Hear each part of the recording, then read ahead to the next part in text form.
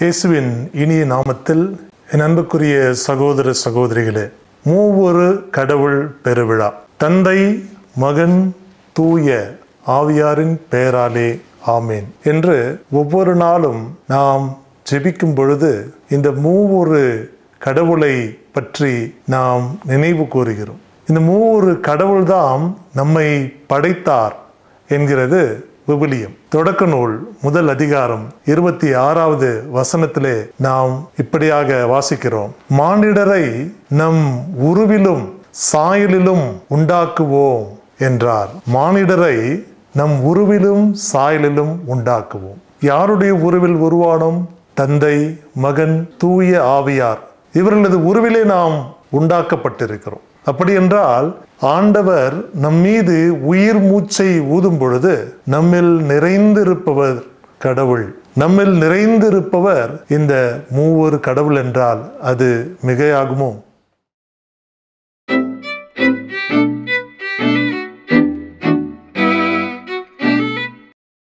இயேசுவின் இனிய நாமத்தில் அன்புள்ளம் கொண்ட சகோதர சகோதரிகளே, தந்தை கடவுள் மகனை இவ்வுலகிற்கு அனுப்புகிறார். அவரது மகன் அன்னை மரியாளின் மடியிலே அவர் அவதரித்து இந்த உலகத்தை மீட்க தன்னையே சிலுவையில் ஒப்பு கொடுக்கிறார். அவரது உயிர்ப்புக்கு பின்னதாக தூய ஆவியார் துணையாளராக நமக்கு அனுப்பப்படுகிறார். இது ஒரு வரலாற்று நிகழ்வு என்றாலும் இதை 3 நிலைகளிலே நாம் பார்த்தோம் என்றால், முதலிலே தோன்றியது தந்தை போலவும், அதற்கு பின்னதாக மகன் தோன்றியது போலவும், மகனுக்கு பின்னதாக வந்தவர் தந்தையாலும் மகனாலும் அனுப்பப்பட்டவர் தூய ஆவியார் என்பது போலவும் பொதுவாக தெரிகிறது. தந்தையாலும் மகனாலும் அவர்களது அன்புள்ளத்தாலும் உருவானவர்தான் தூய ஆவியானவர் என்றால், அவர் மகனுக்கு பின்னதாக உருவாகவில்லை. தந்தை, மகன், தூய ஆவியார் மூவரும் 3 ஆழ்நிலைகளிலே இருக்கிறார்கள். 3 ஆழ்நிலைகள். தந்தையும் மகனும் ஒன்றல்ல, மகனும் தூய ஆவியாரும் ஒன்றல்ல, தந்தையும் தூய ஆவியாரும் ஒன்றல்ல. 3 வெவ்வேறான ஆட்கள். ஆனால் ஒரே கடவுள், ஒரே கடவுள் தன்மை, ஒரே உள் இயல்பு, ஒரே குணத்தை பெற்றவர்களாக மூவரும் இருக்கிறார்கள். இதுதான் மூவொரு கடவுளை எளிமையாக புரிந்து கொள்ளக்கூடிய ஒன்றாக நாம் விவிலியத்திலே பார்க்கிறோம். தந்தை, மகன், தூய ஆவியார் பெயரால் திருமுழுக்கு கொடுங்கள் என்ற ஒரு கட்டளையை இயேசு உயிர்த்தெழுந்த பின்னதாக அவர் விண்ணேற்றம் அடையும் பொழுது தனது சீடர்களுக்கு கொடுத்து விட்டு செல்கிறார். தந்தை, மகன், தூய ஆவி மூவொரு கடவுள். இவர்களது பெயர்களால் என்று குறிப்பிடப்படாமல் இவர்களது பெயரால் என்று குறிப்பிடப்பட்டிருக்கிறது.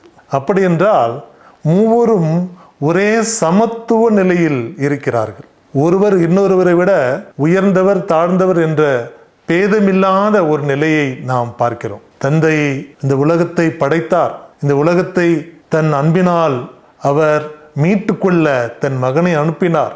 அவரது மகன் இயேசு கிறிஸ்து தன்னுடைய முழுமையான வெளிப்பாட்டினால் ஒரு புதிய அன்பின் சமூகத்தை தனது அன்பு கட்டளை வாயிலாக அவர் படைக்கிறார். அந்த அன்பு கட்டளையை தொடர்ந்து நாம் உணர்ந்து கொள்ள தூய ஆவியானவர் என்னும் கடவுள் நிலையில் இருப்பவர் நம்மோடு கூட அனுப்பப்படுகிறார். அவர் நம்மோடு கூட இருக்கும் பொழுது அவர் வழியாக நாம் ஜெபிக்கிறோம். அவர் வழியாக நாம் கடவுளை இன்னும் ஆழமாக புரிந்து கொள்கிறோம். அவர் பேசுவதை நாம் நமது இதயங்களிலே கேட்க முடிகிறது. அவர் நம்மை அன்பு செய்கிறார், நமது பாவங்களை மன்னிக்கிறார், நம்மை கடவுள் தன்மைக்கு இன்னும் இட்டு செல்கிறார். ஆக நாம் இப்பொழுது பேசிய அனைத்தும் ஒரு ஆளோடு தொடர்புடையதல்ல. 3 ஆள் நிலைகளில் இருப்பவர்களோடு நாம் கடவுளை தொடர்பு படுத்தி பார்க்கிறோம். இதை இன்னும் எளிமைப்படுத்த முடியாது. இதை நாம் ஒரு மறை உண்மையாக உணர்ந்து கொள்ள வேண்டும் என்று சொல்லி திருச்சபை நமக்கு கற்பிக்கிறது. தந்தை, மகன், தூய ஆவியார் மூவொரு கடவுள். இந்த புரிதலானது திரு அவையின் மிக மிக அடிப்படையான புரிதல். இந்த புரிதலோடு தான் நாம் திரு அவையில் நுழைய முடியும். இந்த விசுவாச உண்மையை நாம் ஏற்றுக்கொள்ளும் பொழுது நாம் உண்மை கிறிஸ்தவர்களாக வாழ்கிறோம். நமது குடும்பத்தை நாம் எடுத்துக்கொள்வோம். குடும்ப உறவுகளில் எப்படி நாம் மூவொரு இறைவனை கண்டுகொள்வது? தந்தை, மகன், தூய ஆவியார் 3 வெவ்வேறு ஆட்களாக இருக்கிறார்கள். ஆனால் ஒரே சமத்துவமும் ஒரே ஆற்றலும் ஒரே வல்லமையும் பொருந்தியவர்களாக கடவுள் தன்மையில் நிலைத்து நிற்கிறார்கள். குடும்பத்திலே நாம் எப்படி பார்க்கிறோம்? ஒரு கணவன், ஒரு மனைவி, அவர்களது பிள்ளைகள் என்ற நிலையிலே எல்லோரும் வெவ்வேறு ஆட்களாக இருந்தாலும் அவர்கள் அனைவரும் இணைவதுதான் ஒரு அன்பான குடும்பமாக இருக்கிறது. ஒரு தந்தையோ ஒரு தாயோ தனது குழந்தையை பார்த்து நானும் உன்னை விட பெரியவர் என்று வயதளவில் தான் சொல்ல முடியுமே ஒழிய நாங்கள் பெரியவர்கள் என்று குழந்தைகளை ஆட்சி செலுத்தி அடக்கி ஆள முடியாது. மாறாக அந்த குழந்தைகளும் ஒரு சம பங்கு உறுப்பினர்களாக அந்த குடும்பத்திலே ஏற்கப்படும் பொழுது அந்த குடும்பம் அன்பின் சமூகமாகிறது. தந்தை இல்லாமல் தாய் இல்லை, தாய் இல்லாமல் தந்தை இல்லை, அவர்கள் இல்லாமல் அவர்களது அன்பினால் உருவாகும் குடும்பம் இல்லை என்ற நிலை எப்பொழுது ஒரு குடும்பத்தில் உருவாகிறதோ அப்பொழுதுதான் அந்த குடும்பம் இறை இயல்பை உள்வாங்கிய குடும்பமாக இருக்கிறது. ஆண்டவர் மூச்சு காற்றை இந்த மண் மீது ஊத அந்த மண்ணாக இருந்த அந்த உருவானது மனிதனாக உண்டாக்கப்பட்டது. ஆக நம்மீது கடவுள் தமது ஆவியை பொழிந்திருக்கிறார். நம்மீது கடவுள் தமது ஆற்றலை வழங்கி இருக்கிறார். அவரது உருவிலும் அவரது சாயலிலும் அவரது உள் இயல்பிலும் நாம் படைக்கப்பட்டிருக்கிறோம் என்றால் நாம் அவரை ஒவ்வொரு நாளும் நமது வாழ்விலே நாம் பிரதிபலிக்க வேண்டாமா? ஒரு கிறிஸ்தவர்களாக நாம் இதை எப்படி கண்டுகொள்வது என்று சிந்தித்து பார்ப்போம். ஒரு அன்பிய குடும்பமாக இருக்கலாம், ஒரு பங்காக இருக்கலாம், அல்லது ஒரு பக்தி அமைப்பாக இருக்கலாம்.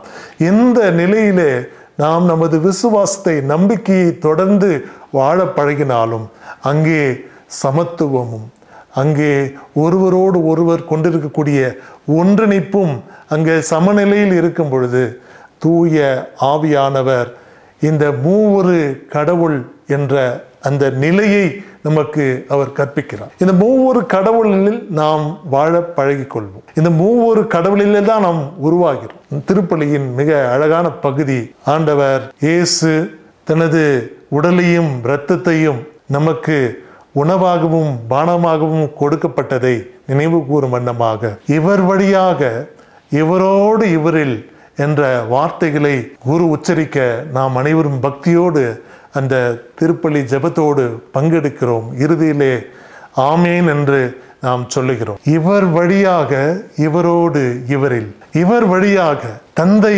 வாயிலாக தந்தை வழியாக இவரோடு மகனோடு இயேசுவோடு இவரில் தூய ஆவியாரில் நாம் நிலை பெற்ற மக்களாக நாம் வாழும் பொழுது கிறிஸ்தவ விசுவாசம் நம்மை இன்னும் ஒரு படி மேலே அழைத்து செல்கிறது.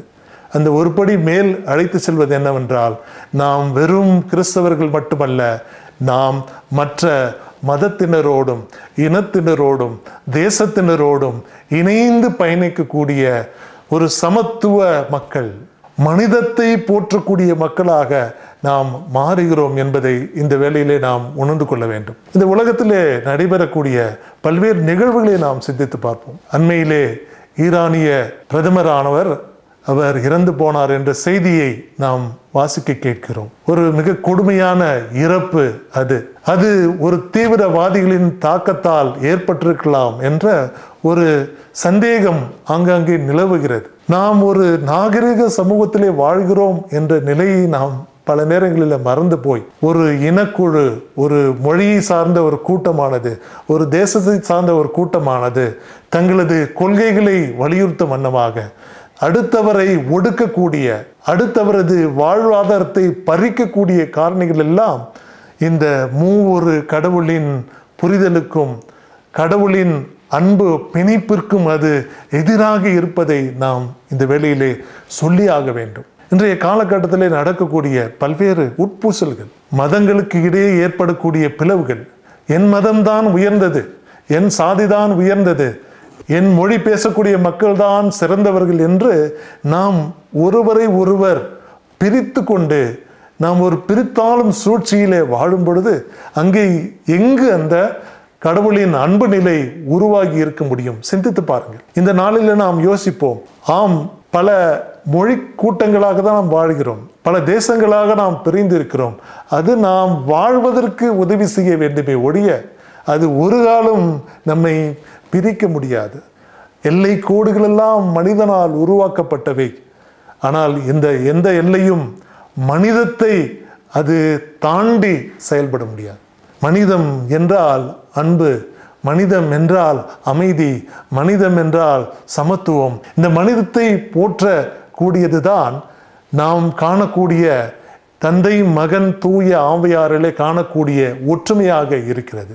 ஆக நாம் நம் வாழ்விலே எப்படி மனிதத்தை போற்றுவது, எப்படி பிரிவினைகளை தாண்டி நாம் பயணிப்பது என்று சிந்தித்து பார்ப்போம். அண்மையிலே ஒரு பங்கிலே நான் பணியாற்றி கொண்டிருக்கும் பொழுது அங்கே மன வளர்ச்சி குன்றிய ஒரு சிறு பெண்ணை தந்தையானவர் மட்டும் பார்த்து கொண்டார் என்ற செய்தியை நான் கேட்டேன். நான் அந்த நபரிடம் விசாரித்தேன், எப்படி ஒரு தந்தை மன வளர்ச்சி குன்றிய அந்த பெண்மணியை பார்த்து கொள்கிறார்? அவரை முழுவதுமாக அவர் பராமரிக்கக்கூடிய விதத்தை அந்த நபர் என்னிடம் சொல்லி சொல்லி பாராட்டினார்.